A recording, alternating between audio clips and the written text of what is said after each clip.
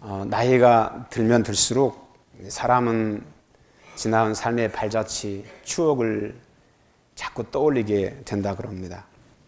젊은 사람들은 현실적인 많은 문제를 통해서 열정적인 또 그런 추진력을 가지고 삶을 대한다고 이제 그렇게 이야기들 합니다. 젊은 사람이든 나이가 먹는 사람이든 어느 시점에서 누구나 한 번은 자기가 살아온 삶을 되돌아보는 그런 때가 이제 오게 됩니다. 굳이 심오한 지혜가 아닐지라도 그런 삶의 발자취를 돌아볼 때 마음에서 느끼는 것이 하나가, 사람이 과거의 실수나 잘못 때문에 그런 상처됨에 대한 발목이 사로잡혀서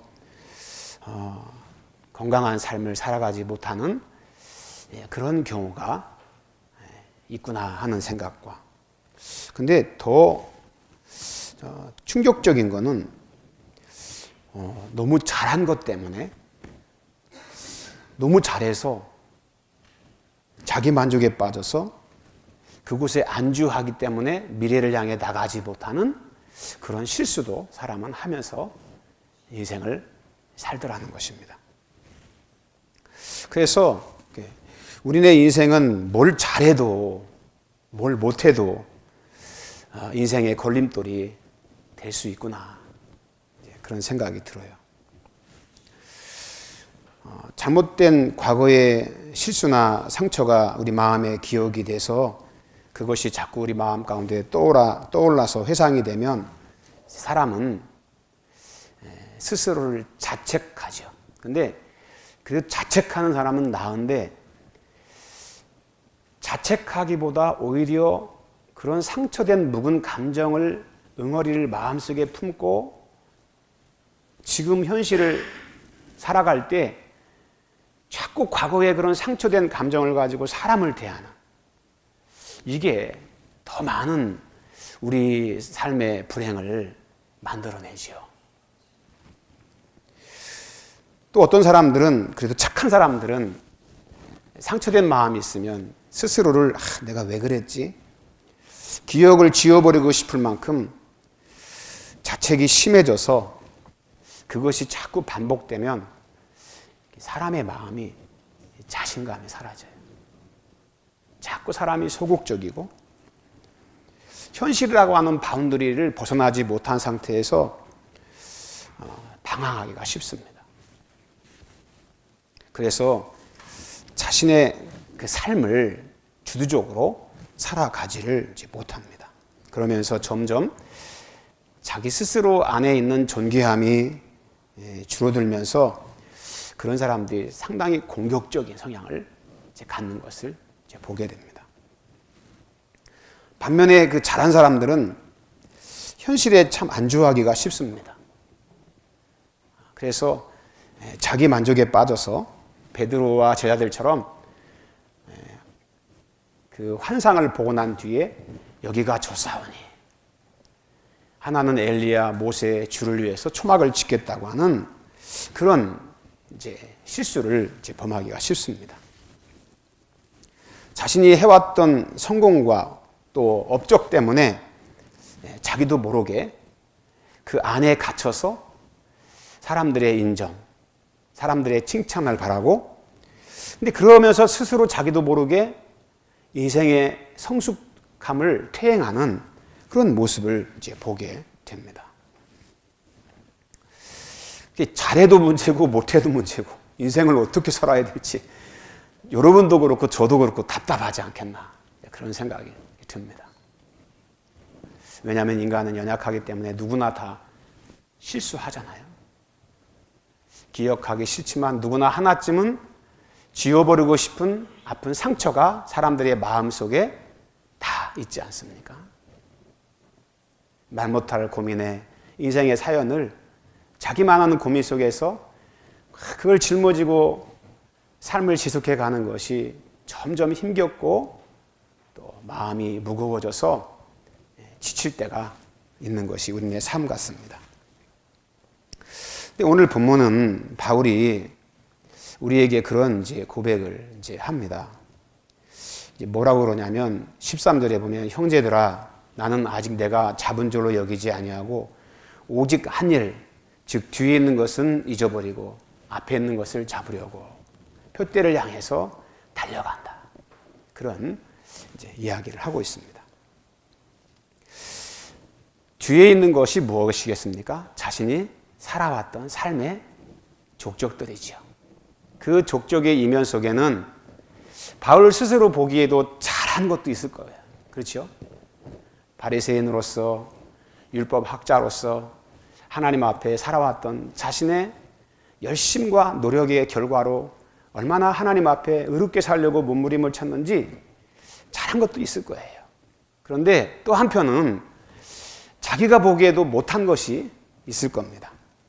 그런데 자신이 살아왔던 삶의 많은 그 인생의 스토리 가운데 얽혀있는 거미줄처럼 얽혀있는 잘한 것이든 못한 것이든 바울은 뒤에 있는 것은 잊어버리고 그렇게 이야기를 합니다. 뒤에 있는 것, 잘한 것도 잊어버리고 못한 것도 잊어버리고 자기 의적인 자기 노력의 모습을 통해서 막 잊어야지 그런 모습처럼 보입니다. 근데 여러분 과거의 아픈 상처가 우리의 어떤 실수로 인해서 벌어진 많은 불행한 어떤 그런 결말들에 대해서 우리가 쉽게 이렇게 잊혀지냐 이거죠. 잊어지면 얼마나 좋겠어요. 그러니까 안 잊혀지니까 그냥 잊고 싶어서 그냥 온갖 노래를 만들어 부르지 않습니까? 잊어야지 그러면서 잊으려고 하는데 안 잊혀지니까 그냥 노래를 불러보지만 더 여러분 어떻게 됩니까? 못 잊어 생각이 나겠지요. 그렇게 노래 부르는 거 아니겠습니까? 근데 바울은 뒤에 있는 것을 그렇게 잊어버린다. 그렇게 말해요. 잊어지도록 자신의 상처가 아물도록 하는 그렇게 뒤에 있는 것을 내가 의도적으로 잊어버려야지 이런 개념으로 이해하면 인본주의 심리학에 말하는 내용과 뭐가 다르냐 이거죠. 그런데 잊어버린다는 말은 그냥 어떤 심리적인 노력의 결과로 잊혀진다 이런 개념이 아니에요. 그런 말 있잖아요. 상처, 우리의 아픔은 세월의 풍화를 견디지 못하고 시간도 그 시간의 풍화를 견디지 못한다. 그런 말을 해요. 시간이 지나면 다 잊혀진다는 거잖아요. 근데 여러분 사람을 연구해보고 사람의 삶의 어떤 심리적인 부분들을 연구해보면 잊혀진 게 아니에요. 잊었다고 한 거지 사실은 우리의 내면의 무의식에 다 있어요. 그게. 그래서 우리의 행동 양식과 가치 선택에 대한 그런 많은 것들을 결정해 놓은 상태에서 내가 그 인생의 삶을 살아가는 거예요. 근데 바울은 잊어버린다 그 말은 뒤에 있는 것은 잊었다는 그 말은 과거의 그런 기억, 잘한 일이든 못한 일이든지 간에 자신의 그 앞으로 나아가는데 방해가 되고 앞으로 나아가는데 회방되는 그런 자신의 어떤 그런 관심을 빼앗아가는 그것을 못하게 한다는 거죠. 못하게. 그래서 내 마음의 어떤 관심이 과거의 상처에 자꾸 머물러서 거기에 마치 종로로 타듯이 그런 상처된 응어리 된 감정을 지금 막 토로하면서 너 왜 그랬어? 너 때문에 내가 인생이 불행해졌어? 그렇게 하지 않도록 자기 스스로 잊어버린다는 거죠. 그런데 여러분 남들이 보면 그런 노력을 통해서 그렇게 만들어지는 것 같지만 그렇게 잊어지도록 하는 뭐가 있는 거예요. 그냥 과거의 그런 내 실수나 허물, 약점, 그런 부족함에서 오는 상처된 많은 것들을 잊혀질 수가 없죠. 우리는 인간이기 때문에 다 기억하고 있는데요. 그런데 그것이 잊혀지게 되는 게 뭐가 있는 거예요. 잊혀지게 하는.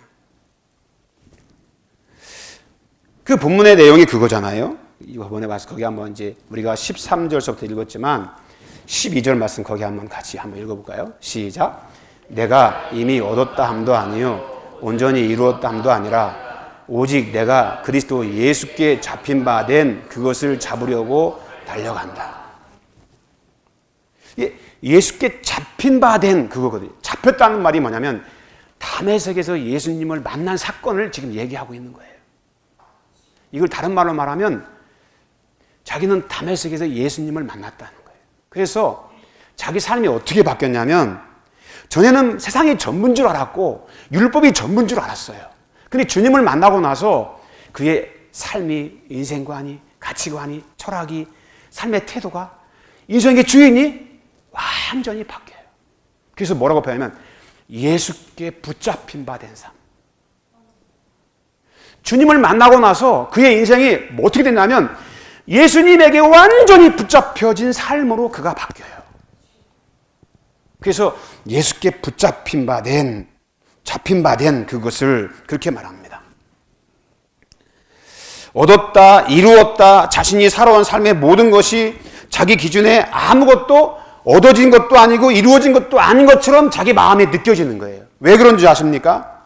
사울이 얼마나 많은 것을 이루었고 얼마나 많은 일을 했습니까? 그런데 그렇게 여겨지지 않는 것은 예수님께 붙잡힌 바 된 뭐가 있냐면 주님의 십자가의 은혜가 있는 거예요. 그래서 하나님을 만나고 주님을 만나고 나서 그의 인생의 삶이 완전히 송두리째 바뀌어진 그 다음에 그의 삶이 어떻게 바뀌었냐면 야, 전에는 과거에 내가 했던 자기 프라이드에 살아왔던 삶의 업적과 바리새적인 의로움에 사로잡혀서 내가 이런 사람이야 라고 사람들 앞에 자기를 드러내고 그런 세상의 권력을 가지고 자기 만족을 위해 인생을 살았는데 십자가의 주님을 딱 만나고 나니까 어떻게 바뀌었냐면 여러분 그것이 허상인 것을 아는 거죠. 진리에 붙들리니까 그래서 주님의 십자가의 사랑에 놀라운 그 진리에 그의 심령이 딱 붙들리니까 그의 마음속에 그렇게 세상에 자랑했던 자기 과거의 흔적들, 아픔에 상처된 것들, 이런 것들이 아무것도 아닌 거예요. 자기 스스로 말하기를 배설물처럼 여기는 거예요. 배설물처럼. 그래서 결론은 그거죠. 주님의 은혜에 내가 붙들려 보니까 그렇게 내가 힘들다고 괴롭다고 이 과거의 아픔 때문에 견디지 못했던 상처된 그런 마음의 감정들이 잊혀지는 거예요. 잊으려고 하는 게 아니라 잊어지는 거예요. 주님의 사랑을 그가 만나고 나서. 그래서 뒤에 것은 잊어버리고 잊혀지니까 잊어버리는 거예요. 그런 은혜가 바울의 삶 가운데 그 안에 있는 것입니다. 그래서 그는 자신을 위해 살았어요. 세상 것을 붙들고 그는 살았어요. 율법에 붙들려 살았잖아요. 그런데 주님을 만나고 나서 그가 왜 이 땅에 자기가 살아야 되는지, 무엇을 위해 살아야 되는지, 내가 주님을 위해 살아야 되는지 그는 거기서 깨달아요. 그래서 나를 부르신 그 주님의 영광을 위해서, 그리고 더 나아가서 그날에 내게 임할 주님의 그 상을 위해서 그가 어떻게 달려가야 될지를 알게 되는 거예요. 여러분, 믿음의 경주를 하는 사람이 지금 막 달리기를 하는데 과거의 상처의 쓰라림 때문에 자꾸 뒤돌아보면 여러분 달릴 수 있습니까? 없습니까? 없잖아요. 자기는 그렇다는 거예요. 그것이 1등하기 위해서 잊어지는 게 아니라 주님의 십자가의 그 사랑에 내 마음에 붙들리니까 그것에 연연하지가 않아지는 거죠. 그래서 뒤에 것이 어떻게 됩니까? 잊혀지는 거예요. 잊혀지는 거예요. 여러분, 안 잊고 그냥 틈만 나면 나도 모르게 툭툭 올라와지는 우리의 아픈 기억들이 있잖아요.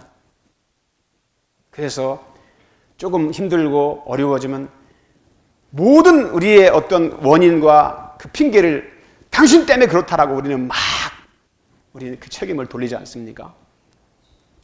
근데 여러분, 주님의 십자가의 사랑을 만나면 막 그랬다가도 아니야. 그러면서 그것이 내 마음속에서 은혜 때문에 내려지고 그 상처가 깨끗하게 씻겨지는 그런 하나님의 축복의 역사가 바울에게 있었듯이 우리의 삶 가운데도 그 은혜가 있는 거죠. 주님을 만나기 전에 바울은 세상이 주는 것을 얻기 위해 살았지 않습니까? 그것이 전부인 줄 알았어요. 근데 주님을 만나고 나니까 바울은 이 세상의 모든 만물의 주인이 바로 하나님의 아들이신 예수 그리스도인 것을 이제 알게 됩니다. 그래서 주님을 만나고 나니까 상처도 부정하게 되고 세상의 것도 부인하게 되고 자기 인생에 자기가 주인이었던 것이 예수님이 자기 삶의 주인이 되니까 여러분 그가 주님의 그 은혜에 붙들려서 붙잡힌 바 돼가지고 주님의 그 은혜를 따라 살아가는 거예요. 그걸 어떻게 합니까? 주님이 이끄시는 대로 주님이 원하시는 대로 살아가는 거예요. 그래서 이렇게 뒤를 돌아보니까 내가 그렇게 수많은 사람들에게 복음을 전했고 많은 교회가 이 땅에 세워졌는데 그것이 내가 이렇게 엄청난 업적을 그래서 거기에 스스로 안주하면서 자기 만족에 빠지는 게 아니라 바울은 그런 얘기 하잖아요. 내가 얻었담도 아니고 온전히 이루었담도 아니라 그리스도 예수께 붙잡힌 바 된 그것을 잡으려고 하는 지금도 달려간다. 그게 무슨 말이겠어요? 주님이 이끄시는 대로 나는 따라갔을 뿐이고 주님이 붙잡혀 주신 그 은혜 때문에 나는 그 은혜를 따라서 그 주님이 원하시는 것을 이루려고 그냥 순종했을 뿐이고 그래서 바울이 생각했을 때는 내가 한 게 아닌 거예요. 주님의 은혜가 이루어 간 거예요. 그러다 보니까 여러분 바울의 고백이 그거예요. 얻은 게 아니에요. 이룬 게 아니에요. 그냥 주님께 붙잡혀서 그냥 살아가는 거예요. 여러분 이 거룩한 하나님의 능력이 저와 여러분의 삶을 붙들 수 있기를 원합니다. 그 주님의 은혜에 우리의 심령이 막 붙들리면 우리의 상처도 여러분 치유되어져요. 과거에 우리의 묶인 발목도 여러분 벗어지는 주님의 축복을 우리가 보게 됩니다. 주님을 만나면 성경은 우리에게 말하잖아요. 이전 것은 지나갔으니 보라 새 것이 되었다. 그렇게 말합니다. 예수 안에 있는 자들에게는 이전 것이 지나갔대요. 지났다는 것은 성경에서 끝났다는 거예요. 끝났다는 거예요. 근데 여러분 끝났는데 계속 진행형으로 우리의 상처가 우리의 심령을 자꾸 갉아먹고 거기에 잡혀서 거기에 노예된 삶을 살아가면 새로운 삶을 살아가는 게 아니죠. 우리 주님께서 우리의 그런 아픔과 상처와 우리의 죄악을 위해서 대속의 은혜를 우리 가운데 베풀어 주셨지 않습니까? 대속의 은혜가 뭐겠어요? 나를 대신해서 대가를 지불해 주신 거죠. 잘못 살았던 거에 대한 대가를 주님이 뭐 하셨어요? 지불해 주셨어요. 내가 실수했던 삶에 대해서 주님이 십자가에서 대가를 지불해 주신 거예요. 내가 잘못 살았던, 기억하기 싫었던 그런 모든 우리의 삶에도 주님이 십자가에서 대가를 지불해 주신 거예요. 그래서 여러분, 바울은 그런 주님의 대속의 은혜 때문에 잘한 일이든 못한 일이든 초연할 수 있고 잊혀질 수 있는 거예요. 주님과 함께 십자가에 못이 박혔기 때문에. 그래서 우리 주님의 거룩한 보혈은 우리의 상처뿐 아니라 가장 더러운 죄까지도 깨끗이 씻기시는 능력이십니다. 능력. 죄는 우리의 가슴에 아픈 기억을 남게 하고 사람들은 그 아픈 기억으로 인해서 하나님이 우리에게 부여해 주신 창조적인 삶을 살아가지 못하게 합니다. 그런데 주님의 거룩한 보혈은 우리의 마음속에 상처된 것을 깨끗하게 치유해 주셔서 잊어버리게 하시는 거예요. 잊어버리게. 우리의 더러운 죄가를 우리 가슴 속에서 우리의 기억 속에서 뽑아내고 상처난 아픈 기억조차도 주님의 거룩한 보혈의 능력은 우리를 깨끗하게 씻겨주시는 것입니다. 그래서 어떻게 하냐? 지나가게. 끝났어요. 더 이상 그런 상처의 채무가 남아있지 않았고 죄에 우리가 지불해야 될 채무가 남아있지 않은 거예요. 왜냐하면 주님의 거룩한 보혈이 우리의 약함을 다 씻겨주셨고 벗겨주셨기 때문에 우리는 다시 일어날 수 있는 거예요. 주님의 십자가에 놀라우신 사랑의 은혜 안에서. 할렐루야. 그것이 주님의 십자가의 사랑인 것입니다. 그래서 바울이 그런 고백을 합니다. 거기 본문의 말씀 한번 13절 다시 한번 읽어볼까요? 형제들아 나는 아직 내가 잡은 줄로 여기지 아니하고 오직 한 일, 즉 뒤에 있는 것은 잊어버리고 앞에 있는 것을 잡으려고. 앞에 있는 것을 잡으려고. 바울의 삶이 진귀한 게 하나 있어요. 그건 뭐냐면 앞에 있는 거. 바울의 눈에 뭐가 보이냐면 뒤에 것이 보이는 게 아니고 앞에 것이 보이는 거예요. 앞에 것. 그래서 앞에 것을 잡기 위해서 그는 달려간다는 거예요. 앞에 것. 여러분 자꾸 뒤가 보이면 사람이 앞을 볼 수가 없어요. 근데 바울은 그가 살아왔던 삶의 흔적이 그냥 그대로 있지만 주님의 거룩한 은혜를 통해서 인생에 확 전환이 일어나요. 뭐냐면 자꾸 뒤돌아봤던 죄가 많을수록 뒤를 돌아보게 돼 있거든요. 그런데 십자가의 대속에 놀라운 은혜를 통해서 어떤 일이 벌어지냐면 이제는 뒤에 걸 보는 게 아니라 앞에 것을 봐요. 그 앞에 것이 무엇입니까? 위에서 부르신 부름의 상이 무엇인지를 보게 된다는 거예요. 지금 내가 주님을 위해서 이렇게 막 고난을 받고 어려움을 당하고 인생의 힘든 삶을 살아갔지만 주님이 주실 그 상이 바울의 눈에 그게 보이는 거예요. 놀라웠지 않습니까? 세상이 주는 영예나 인정이나 칭찬이 아니라 하나님이 주실 것, 위의 것이 바울의 눈에는 그게 보이는 거예요. 사람은 여러분 뭐든지 눈에 보이는 대로 살아가잖아요. 사람이 보이면 사람에게 종노릇하고 세상이 보이면 세상에 종노릇하지 않습니까? 근데 바울의 눈에 뭐가 보이냐면 하나님의 영광이 보이는 거예요. 주님이 내게 주실 상이 보이는 거예요. 이 사람은 여러분 그것을 보고 살아가게 돼 있어요. 그것이. 우리는 이 땅에 살기 때문에 생계를 위해 일도 해야 되고 건강도 돌봐야 되고 가정도 돌봐야 되잖아요. 사람의 마음을 헤아리고 살펴서 그 사람이 뭐가 필요한지 함께 섬기고 그런 삶을 우리가 살아가잖아요. 여러분 우리가 이 땅에 이 모든 일을 행하면서도 우리의 마음의 깊은 그 곳에서는 주님이 주실 그 상을 보고 오늘을 살아가는 저와 여러분이 되기를 원합니다. 주님께서 말씀하셨잖아요. 너는 구제할 때 오른손이 할 일을 왼손이 모르게 해라. 선행을 은밀하게 해라. 그러면 주님께서 뭐라고 하시냐? 은밀한 중에 보시는 너희 아버지께서 어떻게 하십니까? 갚아주신다는 거예요. 갚아주신대요. 사람에게 보이려고 기도하지 마라. 이미 그는 자기 상을 받았다. 기도할 때 골방에 들어가 문을 닫고 은밀한 중에 계신 내 아버지에게 기도해라. 그래야면 은밀한 중에 보시는 내 아버지께서 갚아주신대요. 갚아주신대요. 바울은 주님을 위해서 받았던 고난의 아픔, 상처보다 더 크게 그의 마음속에 다가왔던 의미는 뭐냐면 그날에 내게 주실 그 영광이 바울의 마음속에 더 크게 다가왔어요. 그래서 그날에 누리게 될 그 영광을 누리기 위해서 그는 그에게 다가왔던 고난도, 자기를 부인하기 위해 몸부림쳤던 그 많은 삶의 어려움도, 십자가를 지고 주님을 따르기 위해 했던 많은 눈물도 그는 견뎌낼 수가 있었던 거예요. 사람은 여러분 힘들고 어려워도 미래의 상이 보이면 참아냅니다. 소망이 보이면 견뎌낼 수가 있어요. 그런데 만왕의 왕이신 하나님, 나를 위해 목숨을 내어주신 그분이 이 세상 다 아는 그날 내가 이 땅에 은밀한 중에 행했던 모든 수고와 주님을 위해 희생했던 모든 삶을 주님이 갚아주신다는 거예요. 영광 중에 갚아주신다는 거예요. 우리는 그 영광, 그 소망을 바라보면서 오늘을 살아가는 믿음의 사람인 줄로 믿습니다. 주님이 주실 그 영광을 바라보면 마음이 간절해지고 가슴이 뛰고 그래서 오늘 내게 주어진 이 삶이 힘들다고 느껴지는 게 아니라 감사하다고 감사한 마음으로 견뎌가면서 주님의 말씀 안에 동행이 이루어지게 되는 거죠.